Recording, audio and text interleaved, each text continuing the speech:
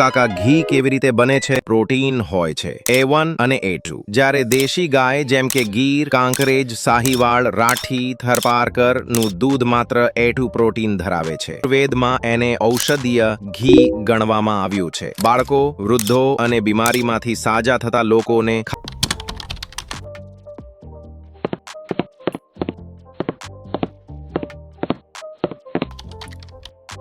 નમસ્કાર મિત્રો, આજે હું તમને જણાવવા જઈ રહ્યો છું કે મફુકાકા ઘી કેવી રીતે બને છે, તેના ફાયદા શું છે અને સૌથી મહત્વની વાત કે આ A2 ગાય એટલે શું, તેની સંપૂર્ણ માહિતી તમને અહીં મળશે. મિત્રો, સૌપ્રથમ આપણે ગાયોના તબેલામાં જઈશું. ત્યાં ભાઈઓ પ્રેમથી ગાયોનું દૂધ દોહી રહ્યા છે. હવે આ દૂધને આપણે ફેક્ટરીમાં લઈ જઈશું. પછી આ બધું દૂધ એક મોટા વાસણમાં એકઠું કરીશું અને મશીન ચાલુ કરીશું. પ્રોસેસ દરમિયાન તમે જોઈ શકશો કે દૂધ અલગ થઈને આગળની પ્રક્રિયા માટે તૈયાર થાય છે. પછી આ દૂધને એક જગ્યાએ રાખીને મોટા વલોણાથી હલાવાશે. ત્યારબાદ તેમાં બરફના ટુકડા નાખવામાં આવશે અને ફરીવાર હલાવાશે. હવે હાથ વડે તેના નાના મોટા લાડવા બનાવવામાં આવશે, જેથી તેમાંનું પાણી સારી રીતે નીકળી જાય. આ તૈયાર કરેલા લાડવા એક મોટા વાસણમાં ભરીશું. ત્યારબાદ તેમાં થોડા પાન ઉમેરવામાં આવશે અને ફરીવાર મશીન ચાલુ કરીશું. અત્યાર સુધીમાં આપણું શુદ્ધ ઘી તૈયાર થઈ ગયું છે. હવે આ ઘીને બીજા વાસણમાં નાખીને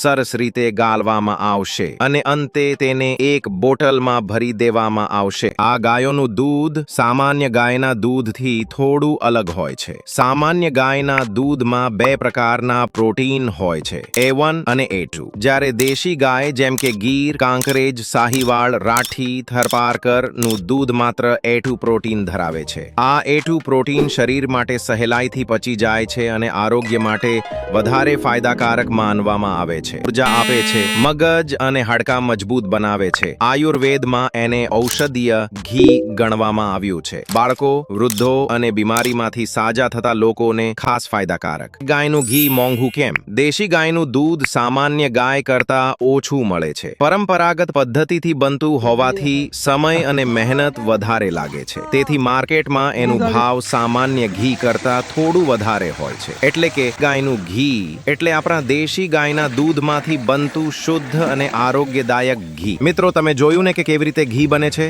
ઘી બનાવવામાં ખૂબ જ મહેનત અને શ્રદ્ધા જોડાયેલી હોય છે. તો મિત્રો, એક ખાસ નોંધ લેવા જેવી વાત છે કે આપણે જે ઘી બનાવવાની પ્રક્રિયા જોઈ હતી તે મફુકાકા ઘીની નહોતી, કારણ કે દરેક બ્રાન્ડ પોતાની મશીનો અને વાસણો અલગ અલગ ઉપયોગમાં લે છે. પરંતુ હકીકતમાં ઘી બનાવવાની પદ્ધતિ એક જ હોય છે. આવી જ નવી અને રસપ્રદ માહિતી મેળવવા માટે અમારી આ ચેનલને તરત જ સબસ્ક્રાઇબ કરી લેજો. ધન્યવાદ મિત્રો.